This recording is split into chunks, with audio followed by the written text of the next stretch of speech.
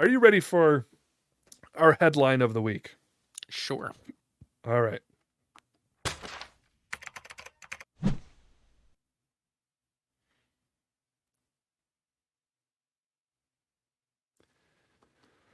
Okay, we're about to take I'd say a bit of a darker turn here.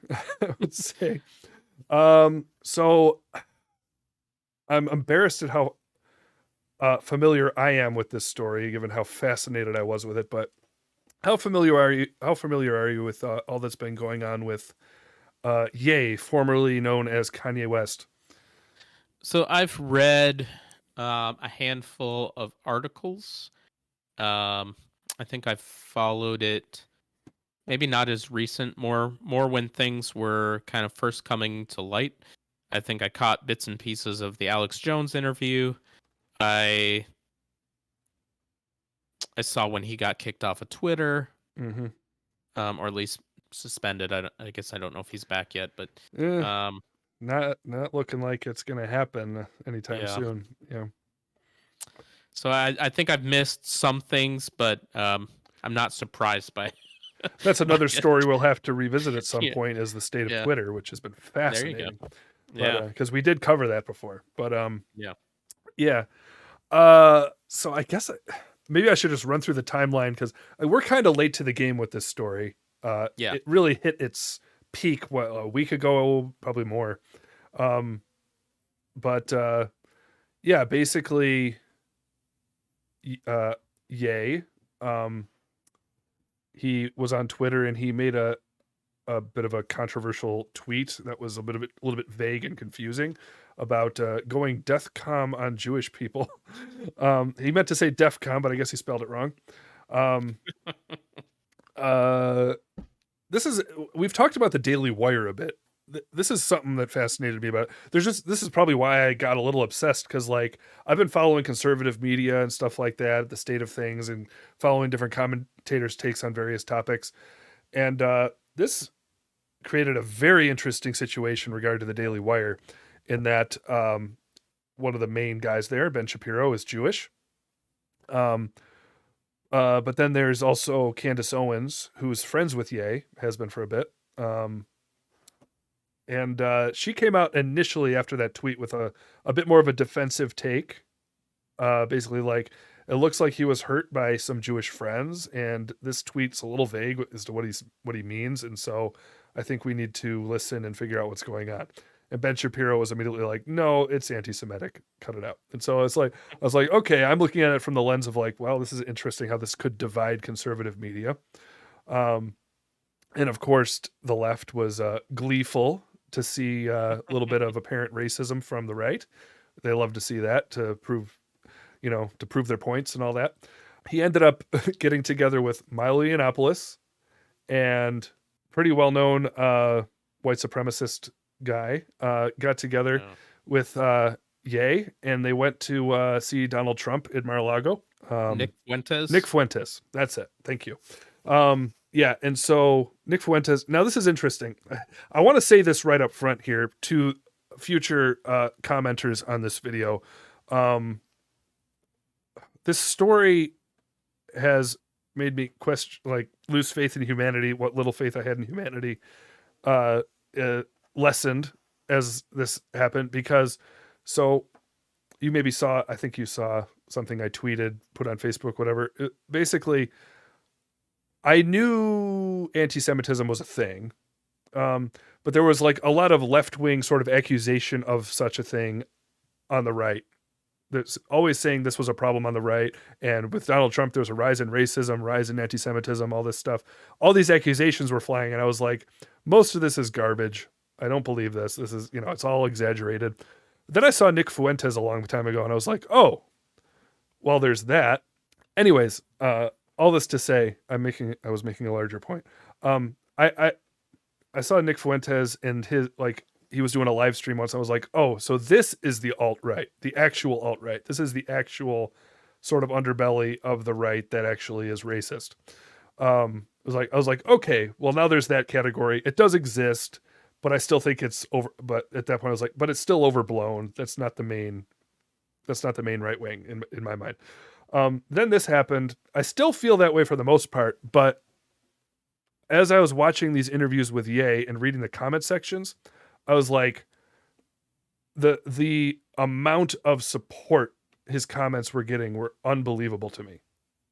And so all that to say, if you're in the comment section, uh, you're not going to last long if you start pulling that. Okay. You're not, and also I'll just say, based on all that I've read, none of you are original. You've said the same three comments over and over and over and over again. Same Dave Chappelle joke, same quote from somebody way back. It's like same three things over and over. You think everyone who disagrees with you are sheeple if they aren't anti-Semitic, but you have the most sheeple comment section I've ever seen. So that's my opinion. Shut up. I don't care about your opinion. Okay, I've said it. We got that off my chest. Anyways, so then after that happened in Mar-a-Lago with Donald Trump, then they Nick Fuentes, Milo Yiannopoulos, Ye, all went on Timcast's show, and after the slightest tiny bit of pushback from Timcast,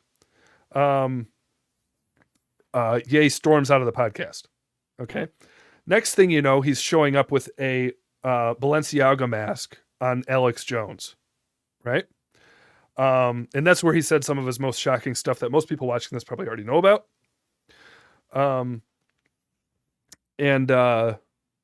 Yeah, I saw some of that. I was like, okay, he's pretty much gone in full. I think as crazy as Alex Jones is, he made Alex Jones look pretty uncomfortable and sane in that, which was hilarious. Right. And I would actually say I heard Alex Jones talking about it afterwards, and he actually was like, I think he may have hit on kind of what was going on in Ye's head. He's like, I think he kind of got a dopamine hit from saying the most controversial thing he could, and now he's just pushing it and pushing it and pushing it. And so I think there's so many factors in it with like bipolar and whatever. I mean, there's so much you could say about it. That's not to excuse the things he's saying, because just because you're bipolar doesn't mean you're going to have bad opinions. The two kind of go together and amplify each other, I suppose. I don't know. But then that happened. And then this is a clip I'll show really quick. Douglas Wilson actually did a bit of a critique of this video about it. This is Gavin McGinnis attempting an intervention on Ye. So we'll watch just a few minutes at the beginning. I think one of the things, again, that sort of drove my, again, I'm monologuing here. I do hope we converse about this after the fact, but I'm trying to get the whole picture.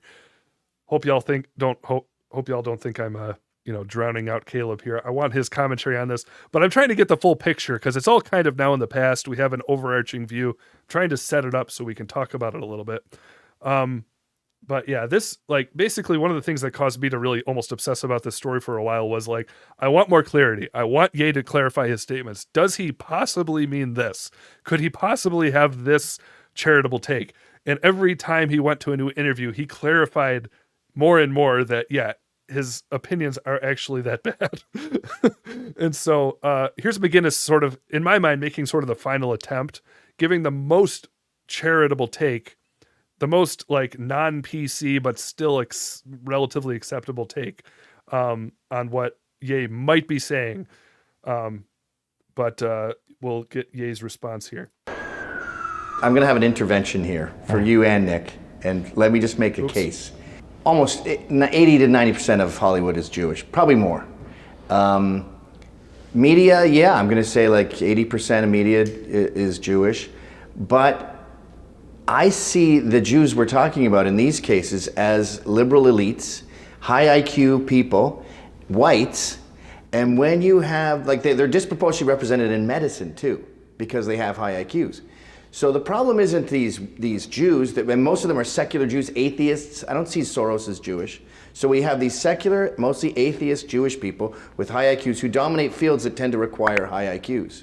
They're overrepresented in. See, he's even getting risky in his defense here, in that he's like pushing towards what some demonize as, race essentialism in terms of IQ. There's some pretty extreme views on that, and how much you want to differentiate different races based on IQ.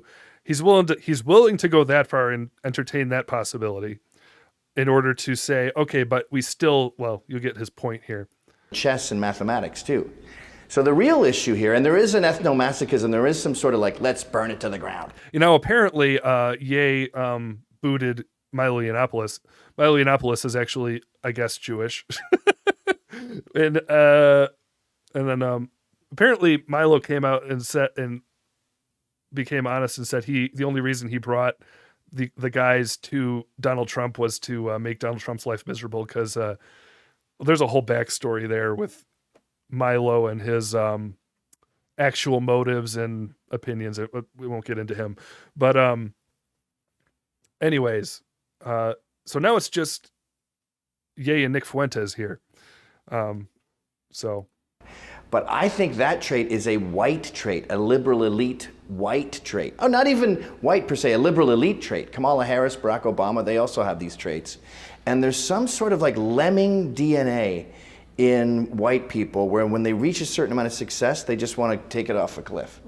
And I don't like when Jews get pulled into that, because when I think of my Orthodox Jewish friends and even my Hasidic friends, these people are conservative, Trump-supporting, American patriots, and the Jews that are getting lumped in with this sort of ethnomasochistic cultural suicide tend not really to be Jewish. I call them ginos, Jews in name only. It's liberal elite whites you should have a beef with. Yeah, but I lump them all in together. That's what I did. That's good. That's why the tweet said that, Jewish people.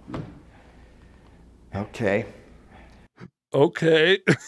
So so then he pushes a little more to get some clarity here. But this trait, blacks are overrepresented in violent crime.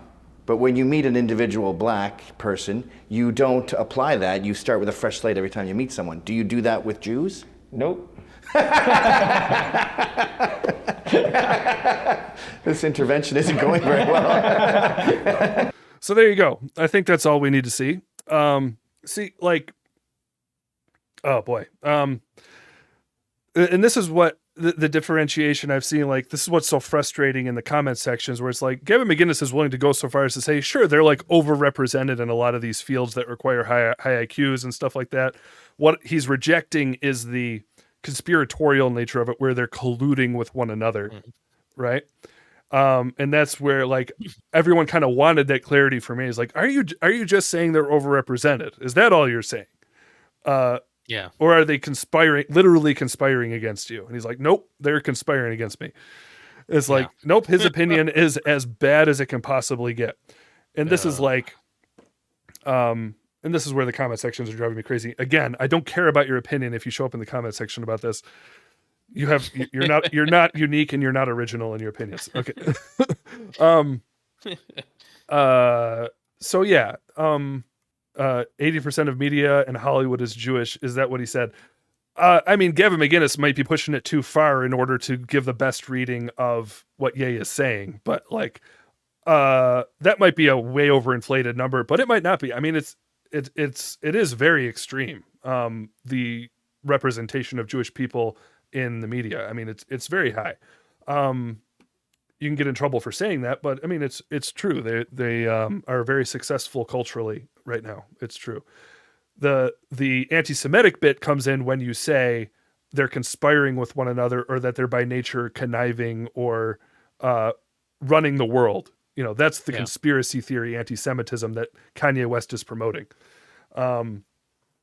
Yeah, and so there's the big picture now. Okay, I think I've painted it explicitly enough. What are your thoughts now, Caleb? Have I added anything to the conversation for you?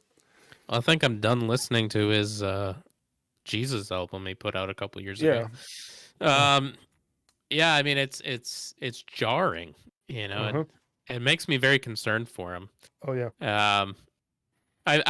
I've watched this from a distance. I've never been a massive Kanye fan by any means. Yeah. I think we were all maybe a little excited when he was like becoming Christian with his music and all that stuff.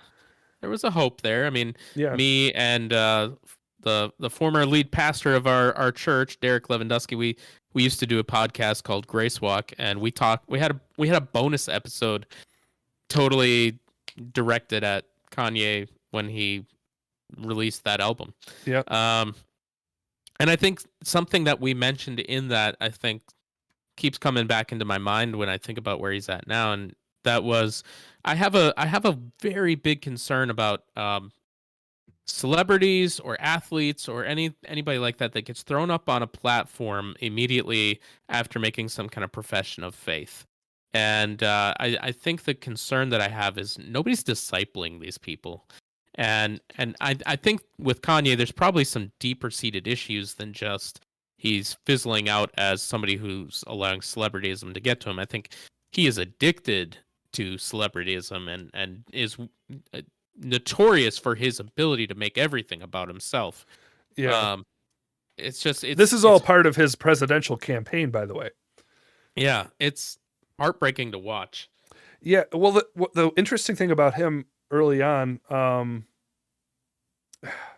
the earlier thing, the thing early on was like, I guess he was supposedly what gave kind of some Reformed people hope was he was being supposedly discipled by a pastor who went to Master's Seminary, John MacArthur's whole thing. So, and he was like, in some interviews, he's talking about expository preaching and a lot of gospel-centered statements. You could see some of those influences that were there early on during the supposed conversion, where it was like, let's see where this goes.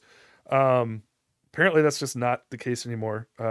Just continuing to cut off people.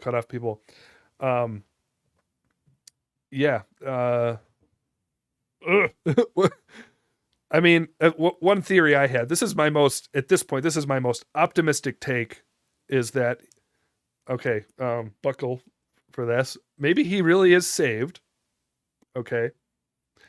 God is allowing him to stumble to this extent so that he's actually finally out of public life decisively, and actually loses his celebrity status and becomes, and is actually on his own, so that he hits bottom and actually, maybe this is what it takes. Yeah. For him to be sanctified.